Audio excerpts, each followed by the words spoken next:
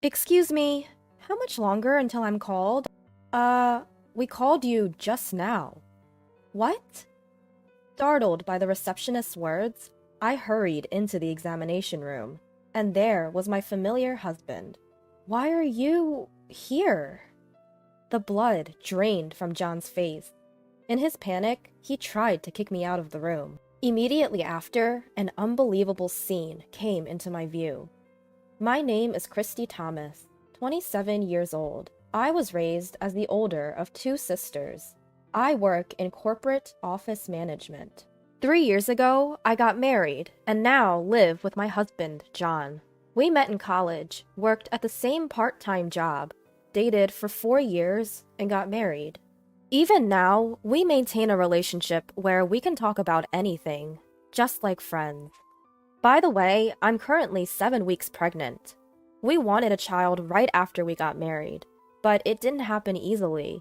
And after 2 years of fertility treatment, a new life is finally growing inside me. When I went to the OB-GYN alone, the gestational sac, which is the baby's growing room, was already visible. And the ultrasound photo even showed the tiny fetus. I haven't told John about the pregnancy yet. I wanted to surprise him. On the way back from the OB-GYN, I bought a cake and stopped at a supermarket to get ingredients for his favorite food. When I got home, I started cooking right away. A few hours later, John, who came home saying, "I'm home," widened his eyes when he saw the food on the table. Wow, it's so luxurious today. There's even my favorite, beef stew. That's right. I thought we should have a party today. Huh? A party? Why all of a sudden? Actually, I went to the hospital today. Hospital? I handed the ultrasound photo I took out of my bag to John, who was looking anxious. Looking at it, he raised his face forcefully and stared at me. Christy, is this really? John, we're becoming parents. Really? We're going to be parents? Yes, it's true. Our baby has finally come to us. I'm just so surprised. I'm lost for words. I know, it doesn't feel real, does it? But it's true. Our baby is really growing inside me. Growing steadily. Oh my God. Everything seems to be growing fine. Together, John, we're finally becoming parents. With every word I say, the reality of it slowly sinks in. Tears start flowing from my eyes, and before I know it, I can't stop them. John must be really happy too. He hugs me tight, his eyes also brimming with tears. Over and over again, he says, "Thank you," with a grateful smile on his face. Ever since that day, John has been taking on even more of the household chores than before. We used to share the housework, but now he's taken over cleaning the bathroom because it's too dangerous for me. He's also been proactive about grocery shopping for heavy items like rice and water. But that's not all. In order to reduce my burden even a little bit, he started making appointments for my prenatal checkups on his own. He's been asking about my schedule and making my checkup appointments for me, since I'm not so good with using the internet. I've been experiencing mild morning sickness, but not enough to keep me bedridden, so I've continued to work as usual. When I get home, I make dinner and wait for John to come back. He's been working overtime a lot since about a year ago, and usually doesn't get home until after 9 p.m. This night, though, he didn't come home even when it was past 10 p.m. Whenever it gets past 9 p.m., he always calls, but tonight, there's no word from him. I try reaching out to him, but there's no response, so I wait for him anxiously. Then, just past 11 p.m., I hear the sound of the front door opening. I rushed over to greet him. "John, welcome home! I was worried because you didn't contact me." Sorry. Something came up. But you weren't supposed to have overtime today, right? Did something happen? No. Just got some unexpected work. His eyes are clearly avoiding mine. Something seems off about how he's speaking. An uneasy premonition gripped me, and I confronted him right away. John, are you hiding something? What? What are you talking about? I'm not hiding anything. Then why won't you look me in the eye? If you have nothing to hide, you should be able to tell me where you were and what you were doing, right? I told you. I got caught up with an unexpected job. Some screw up by a junior. I had to step in and handle it. But even if that was the case, couldn't you have sent me a message like you usually do? I texted you several times. I even called you, didn't I? Well, it couldn't be helped. I was busy. I didn't have time to answer your calls. John, who was usually so composed, raised his voice and glared at me. This was the first time I had ever seen him like this, and it startled me. He continued ranting, panting, and out of breath. After all I do, working late and then coming home to be doubted? What nerve. Is it fun for you, making a fool out of people like this? What are you talking about? I'm not making a fool out of you. I'm just asking why you were late. I said it was because of overtime, didn't I? What more do you want? It's not about what I want or don't want. You didn't contact me like you usually do. That's why I thought it was strange. Oh, enough. You're being so stubborn. Is it because you're pregnant that you're having these intense delusions? What? Listen, Christy, when the time comes for you to give birth, you won't be able to work. And then who do you think is going to support us? Me, right? If you want to be supported, stop interfering in my work. John then left, throwing off his suit and going straight into the bath, after which he shut himself in our bedroom. What was left in the living room was the untouched dinner I had prepared. In front of the untouched side dishes, I was overwhelmed by indescribable emotions. Why? Why would he say things like that? All I did was point out that something felt off. To call it delusions? That's too harsh. Since that day, John began treating me coldly. It became normal for him to come home in the early hours of the morning, and the days when he would come home by 9 p.m., as he used to, became rare. In the midst of all this uncertainty, my pregnancy continued. John, who used to help out with anything and everything, no longer did any household chores, leaving it all to me. The strain of doing the housework while being careful not to exert too much force on my stomach gradually wore me down. Finally, unable to handle everything alone, I called my younger sister Karen. Hey, Karen. Oh, sis! Long time no see. What's up? Well, I had a bit of a spat with John. Oh, really? You two are just like the saying, the more you argue, the better you get along, huh?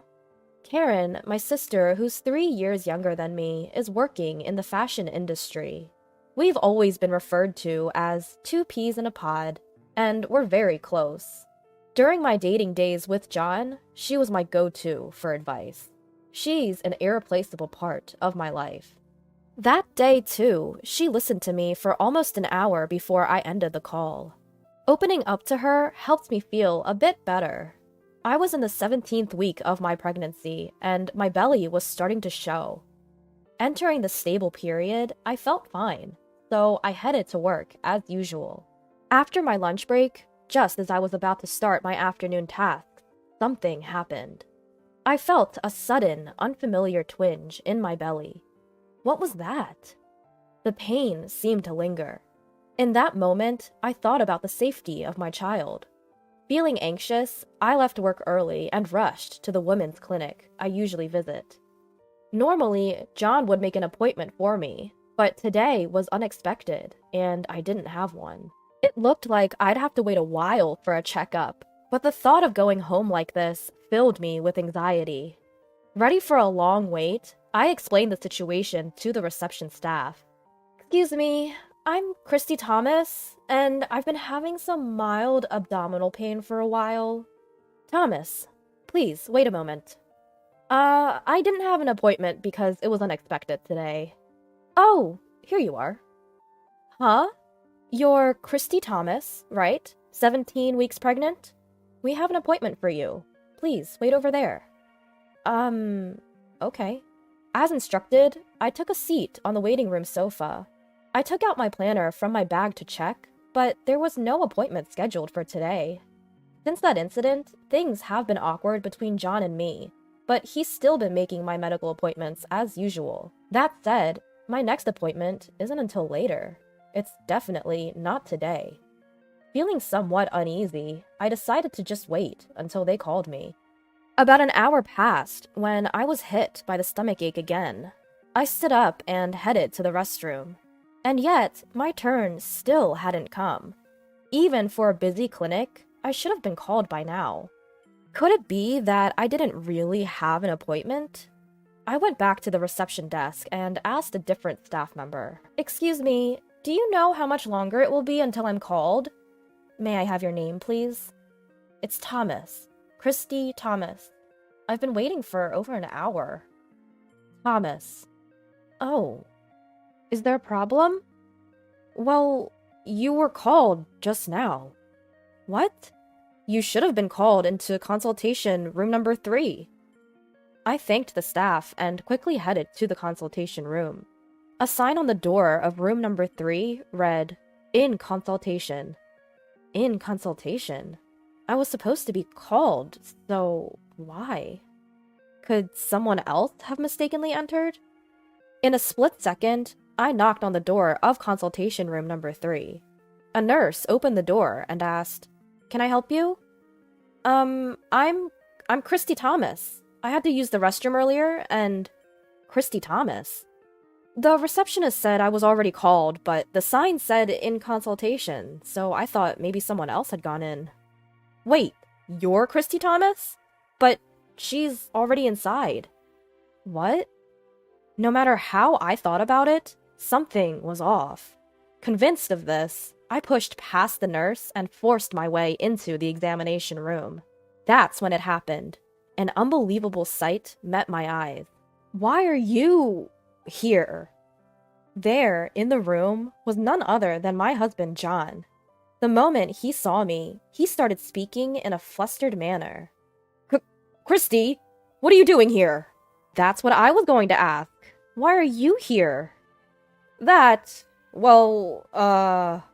Could it be, John? Did you make the appointment under my name? But why?" "Just get out, for now!" John tried to forcefully push me out of the room. However, given this obviously strange situation, I couldn't just back down. "John, explain this to me. Why are you here right now?" I'll explain later. So, for now, I want an explanation now. You can't expect me to just accept this, can you? I'm begging you. Just leave for now." While I was arguing with John, the doctor, probably returning from an internal exam, came back, looking puzzled. "Wait, Christy, huh?" Seeing me, the doctor's eyes widened. "Doctor, I just got here." "Huh? Then who did I just examine?" Just as he said that, the door to the exam room opened. Coming out of the room was none other than my sister, Karen. Oh, Karen? I had absolutely no idea what was going on anymore. "Why is Karen here?" Well... My frustration grew at Karen's hesitations. I confronted her. "Why is the appointment under my name? And why did you come out of the examination room?" Then the doctor, who had been listening, opened his mouth. "Mrs. Thomas, I apologize for not realizing it was not you. She was wearing a mask, so I couldn't tell. But I thought it was strange. You're supposed to be 17 weeks pregnant, but the baby was too small." It was no wonder the doctor didn't realize. My sister and I look so much alike, and she was wearing a mask. "Doctor, the person you just examined is my sister, and that man there is my husband." "What? So, you mean the father of the baby I just examined is..." The doctor's sharp gaze locked onto John. I could see the color draining from his face. And at that moment, I finally understood everything. John? Karen? I need an explanation. From the beginning. Whether they had given up or not, they slowly started to speak. According to them, they had been in a relationship for about a year. While I was struggling to get pregnant and undergoing fertility treatments, they claimed temptation got the better of them. Then, my pregnancy was confirmed. At first, they were purely happy, but shortly after, Karen's pregnancy was also confirmed. Karen asked John to accompany her to the hospital because she was scared, and John, in his usual carelessness, mistakenly booked the appointment under my account. He noticed this just before we arrived at the hospital, panicked, pretended to forget the insurance card, and completed the check-in. While I was in the restroom, the staff at the front desk's shift changed. As soon as they called the name for the appointment, Karen must have slipped into the examination room without running into me. The doctor initially didn't realize it was Karen, since she was wearing a mask. But of course, during the examination, it became clear she wasn't me. And as the doctor was wondering about this, the real Christy arrived at the examination room. After that, I regained my composure and had my own checkup. The abdominal pain was diagnosed as transient, and there was no problem with my baby. I took my husband and sister and headed straight for our parents' house.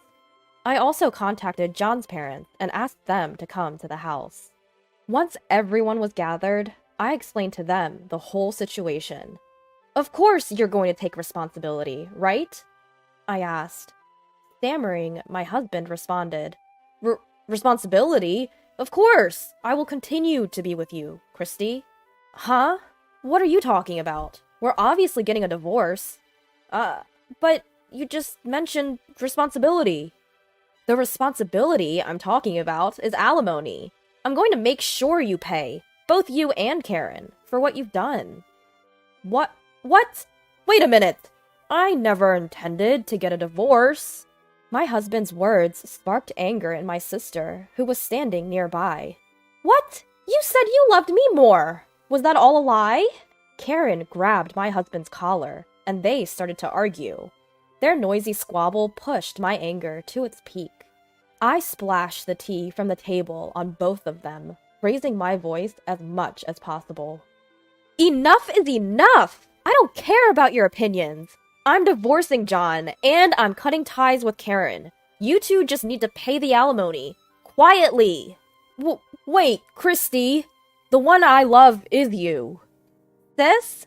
I'm your sister, aren't I? Don't talk about alimony." "Shut up! Both of you only say things that suit your purposes. How far do you plan to ridicule me? I will collect the alimony by any means necessary. If it means sending you two to hell, I'll do whatever it takes. If you get it, get out of my sight, you scumbags." At that, both of them began to prostrate themselves in front of me. "Please forgive me, Christy. I beg you." "Sis, I also beg you."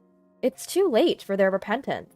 What they did is unforgivable, and I have absolutely no intention of forgiving them.